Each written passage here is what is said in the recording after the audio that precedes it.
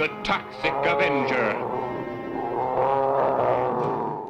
So this video, if you clicked on it and you're listening to it, please bear with me when I try to explain things to you in the most lame terms as possible.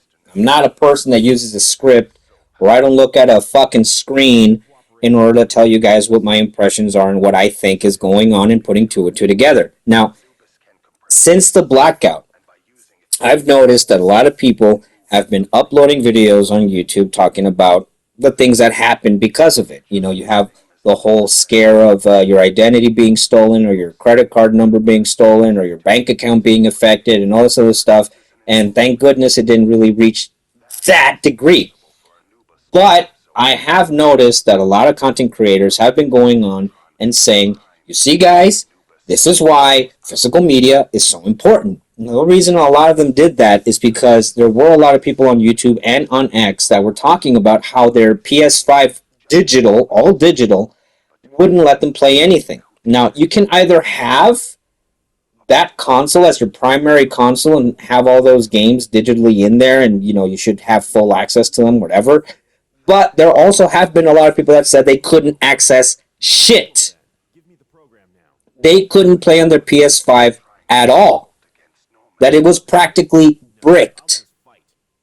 Now, when I heard that, I immediately ran to my room and I turned on my PS5 and I started playing my games and I was like, okay, what the hell are they talking about? So I was digging even further to find out what it was that they were saying by I couldn't play on my PS5. And yes, truly, it was true. It was true. A lot of them were on PlayStation 5, but it wasn't even the one with the disc drive. It was just the full digital one. And even when they were using that as their primary console, a lot of their games were locked. Even as they were connected to the internet, a lot of their games were locked. What does that mean? It means that digital is garbage. Now, getting onto the physical part, I know that a lot of you think that a lot of these content creators are on their right by saying that physical is more important. I couldn't agree more. I'm all for physical. But the problem here is that these people really don't either know about their games or they don't know about what's going on. But a lot of these people are seriously uneducated or uninformed or grossly uninformed. Why is that? Because there was a game that came out a long time ago, around maybe 2008, that was called Mag. It was a PlayStation exclusive. It never came out on Xbox. And it was a large-scale first-person shooter, kind of like Call of Duty, you know, stuff like that. And it was about 240 plus players on one map. These were humongous arenas, big maps, vehicles, everything. And it was probably one of the coolest games that I've ever played since Call of Duty. But the thing about it is that it was online only. It was an online only game, and there were absolutely no ways to play it offline. There were no bots or anything like that. So this game didn't even get to live for that long. It probably lived like maybe a year plus months before they decided to start killing it off because there weren't enough people playing the game anymore. It wasn't as popular as it began to be. It wasn't as impressive as people thought it would be. I mean, personally, I thought it was because 240 plus players on one map is amazing. But they started killing off the project little by little. There were DLCs, there were maps and stuff like that, but unfortunately it wasn't enough to keep the player base interested. And it started slowing down, less people started showing up on the servers, and once it hit a certain mark of players, they just decided to kill it off. So I was stuck with a game disc that didn't work without internet. The game didn't even have bots. It didn't have an update to make it offline. No, it's a $60 paperweight, guys. That's basically what I have in my possession, a $60 paperweight. Now, you think that that's the only game that has that problem. No. Now, looking at certain other titles where they started to be online only, like, for example, and I'm always going to use this because it's the best example out there. You can't correct me on this one. It's the best example out there. Marvel's Avengers, that was both on Xbox and PlayStation, started off being online only until a lot of people started voicing their opinion and saying, hey, you know what, this is crap. It's requiring me to be connected online and have a subscription in order for me to play. And the developers actually changed that. A few buttons pushed, and guess what? It became offline optional, fully functional. You got your operations or missions and your campaign, and that was probably one of the coolest things that Crystal Dynamics did for that game in particular, because it really is a good game. I highly recommend it. If you haven't played it, then you should try it, especially if you're an Iron Man, Thor, Captain America fan. But that's the best example I can give in telling you that a lot of these developers and the studios that they work in, they have that ability to make these games offline with bots. Now, when it comes to that, physical media is not just going to be the only thing you can say that is worth having compared to digital, because you have Helldivers 2, for example. Now, I've already seen it at GameStop several times in physical format, but the first time I heard about Helldivers 2 and I saw cutscenes from it and gameplay for it, I was excited. I thought it was, like Starship Troopers. I don't know if you guys have ever seen that movie, but I saw it as a Starship Troopers kind of title, or an IP, and I wanted it. I really did. I mean, I love third person, and I love that whole killing bugs thing since Lost Planet. And when I found out that this game required you not just to have a subscription, but required you to have internet connection, I was like, oh, great, this is Destiny all over again. This is Destiny all over again. And if any of you know, how many of you actually go out of your way to go to the fucking website and find out all the specs of a video game and go to a GameStop, buy it over there, and already be fully informed? I'm going to be honest with you. Not that many. There's not that many of us that would actually go through all that just to buy one game. You know why? Because you have people that are paid to do it for you.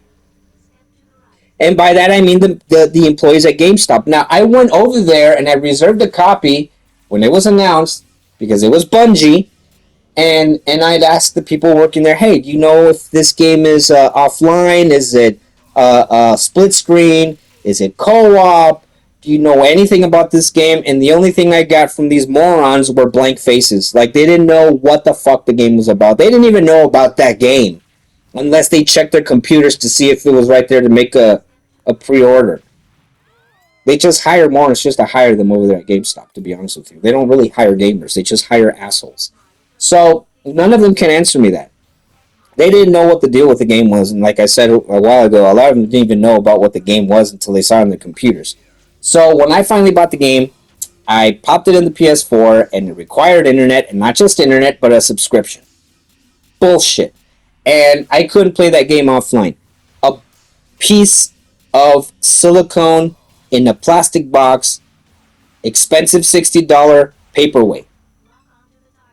And it's like that with a lot of games. I repeat, Helldivers 2 is a really good example. Why haven't you learned from any of this? It doesn't matter anymore if it's in physical or digital, and that's what a lot of these content creators are missing. That's a lot of these content creators that are missing that point. It no longer depends, or it no longer matters if it's physical or digital. If the game doesn't have offline functionality, it's garbage. It's crap. It's not worth spending over. And these development studios, they can make it offline with bots, but for some strange, odd, crazy reason, they just don't. Now, bear with me on this one. I know that a lot of you probably like playing Helldivers 2 or Destiny, but do you really feel comfortable knowing that at any given time, right in the middle of a match, right in the middle of a game, the PlayStation Network goes down, or the internet just loses all connection, and you get sent all the way back, and you want to just go in there and keep playing, even if you don't have a subscription, or even if the network is down, or even if the internet is out? You just want to go back in there and play. But you can't. You get locked out, even if you have it in physical format. what use is it to any of us to play these games if it requires you to have those things? You're being strong-armed in order for you to pay a subscription or pay for a service. You already bought the game, and if you try to return it, you won't get a full refund. And once the network goes down or once your internet is disconnected, you have a paperweight. So it makes no difference anymore whether it's physical or digital. Black Ops 6 is another good example. Full, like completely. You can't play that game at all if you don't have internet. No functions, features, nothing on that game works. Even if you have it in physical. I saw this coming a mile away, guys. I repeat, I've seen this since 2014, and I'm going to continue to say that. But these monsters won't learn their lesson unless everybody gets on board and stops complying with these games. It won't make a sliver of a difference on how many content creators and YouTubers out there talk about how important it is to have physical media. It doesn't make a difference. It makes no sense. And they're grossly uneducated or grossly misinformed when it comes to the difference between digital and physical. They're grossly misinformed. And they're misinforming you guys. And I'm telling you guys that the next time you buy a game, please, in physical format, please read the back of the box. Make sure that it says online optional or full offline. Because if the box says on the back requires internet and a subscription, drop the box, leave it where it was, and go find something else. As much as you would want to buy the damn game, and as much as you've been anticipating it to be released, never buy those games because it's never going to change, and they're going to keep pulling this kind of crap on us. We didn't really get a full apology from Sony when the blackout happened. They just said, here guys, have 5 extra days of PlayStation Plus. What happened? Some stuff. But it's okay. It's been resolved. That's all we got. Next to that, fuck Sony. Fuck Sony. And fuck online-only games. Because it's never going to change if we keep buying them. And by we, I mean you guys. Whoever the shoe fits on. But you know what? That was my rant. Let me know what you think. Are you okay with the fact that there's a lot of games out there that require you to have internet and a subscription? Or are you like me? Are you being more skeptical and reading the back of the box of every game that you buy in physical format to make sure that you're not making the same mistake over and over and over again? Let me know what you think. Please make sure to leave a like, subscribe, and share it to as many people as possible because they're being misinformed by a lot of other YouTubers that talk about how physical media is important and how digital is bad. They don't really give you more than just that. Plus bragging about their game collection, practically flexing in front of everybody. But you know what? That was me. Okay? So you guys go ahead and game on and peace out. The Toxic Avenger is coming to your town. Look out.